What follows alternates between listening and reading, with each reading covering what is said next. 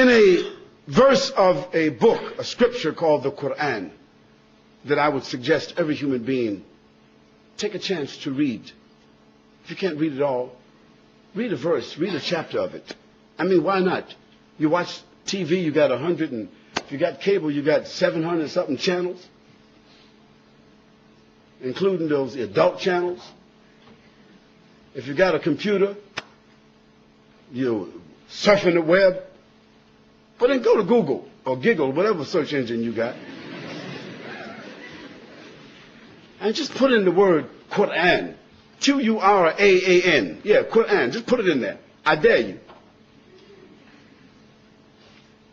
I'm not telling you to put it in there because of religious purposes. Just put the word Quran in there and see how many hits that you get down there. See how many. And then just click one and just listen. Listen to the Quran. If it's in Arabic, you won't understand it, but just listen to it. And then ask for a translation, then read it. Well, in one of the chapters of the Quran, this is a book of 6,626 verses, 114 chapters, that was revealed to a man called Muhammad, the son of Abdullah, who himself claimed to be a prophet of God, like Jesus, like Moses, like Abraham, like David, like Solomon. He claimed to be a prophet. And we believe, as Muslims, that he was a prophet. We believe that this Quran was in fact revealed to him. This is what our belief is. You don't have to believe that, but we do. In this book, among other things that I'm going to tell you about this book, there's a verse that says, أعوذ بالله من الشيطان الرجيم بسم الله الرحمن الرحيم تبارك الذي بيده الملك وهو على كل شيء قدير الذي خلق الموت والحياة ليبلوكم أيكم أحسن عملا. Says, glory be to the one in whose hands, whose power there is all the dominion of the heavens and the earth that you and I cannot even imagine. It's established that there is a power, there is a mind, there is an intelligence, there is an authority, there is a sovereignty behind this, what we call the creation. وَهُوَ عَلَى كُلِّ شَيْءٍ قَدِيرٌ. And that power and that sovereignty has all absolute power. Not humans, not governments, individuals or collectively, past, present, future, nothing. We're just sophisticated sperm drops. That's all we are. Sophisticated. But that's where we started out. And in the end, dust to dust, ashes to ashes, that's all we'll be. وَهُوَ عَلَى كُلِّ شَيْءٍ قَدِيرٌ الَّذِي خَلَقَ الْمَوْتَ. It is that authority, that power, it is that mind, that intelligence that has created the heavens and the earth and everything in it, and created death for the humans before giving them life. Think about that. Death was conferred upon us before we were even given life. It was already there. Inescapable. When you came into life, you carried with you the imprint on your DNA. You gotta die. That's a ticket that comes with the package. Life, death. But in this particular verse, we usually as humans say life, death, because we're living looking at death, even though we ignore it. But in this verse, it switches it because the one who has given the life says, death. We give you as a gift life. الذي خلق الموت والحياة ليبلوكم أيكم أحسن عملا. In order to see which one of you will be the best in their behavior and in their conduct or their responses. Now that verse gives us the premise of our discussion. That the purpose of life, this small little like that, that's all it is. We think of it as days, weeks, months, years. We call some of us, what do they call a person who's 100 years old, we call them? A centenarian or something, what's that terminology? Somebody who's 80 years old, we give them different names, but it's just like that. And if you're 60 today, or in my case, 59 in 3 days. Maybe I shouldn't have said that, huh? See, think back. Think back when you were 15 years old, 12 years old, when you were just playing around in the schoolyard at home, doing this and that. You had no problems, and you're thinking about life and all the things you want to do and what you want to be and what you're going to achieve, and your brothers and your sisters and your mother and your father and your house, and no responsibilities, no rent, no bills, no nothing. Think about it. When was it? It was just yesterday.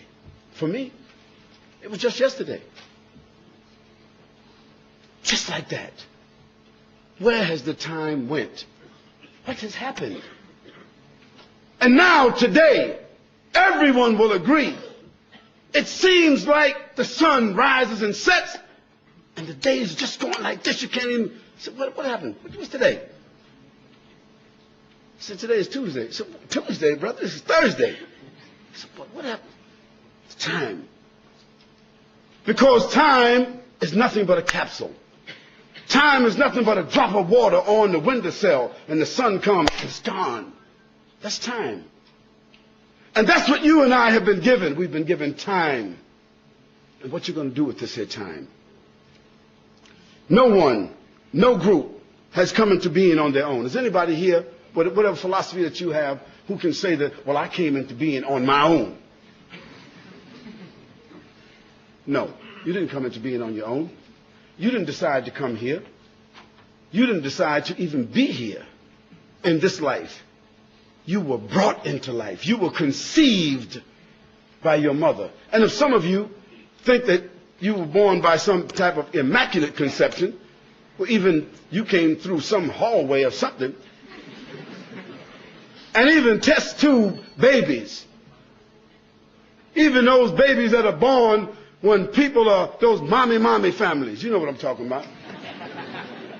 The daddy families who are buying the sperm off the internet and, you know, to have their own nuclear family. Still,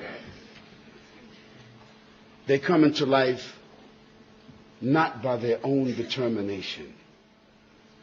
I say to you, that if we think about the heavens and the earth, let's think about it for a moment. Let's go macro, and then we go micro.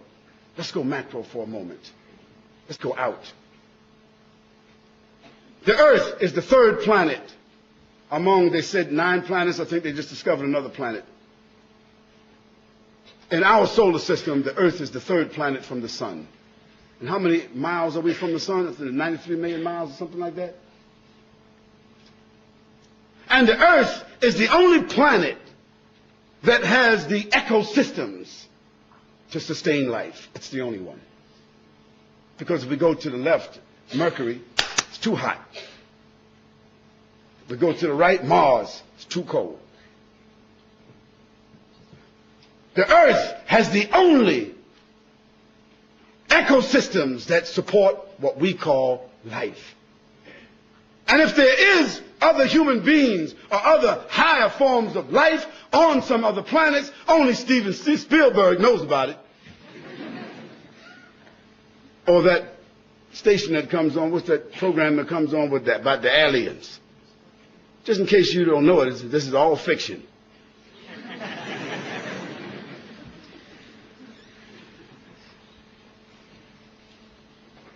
And our solar system has a sun, which is a star. And our solar system is dependent upon the energy of that star. It's called the sun. Yet our sun, with all of its brightness and power, it is one of the smaller stars in the Milky Way. Did you know that? One of the smallest. One of the smaller stars in the Milky Way. And the Milky Way itself has 56 billion stars like our sun. And the Milky Way, as a galaxy, is only one of the smaller galaxies in a nebula. Can you imagine this?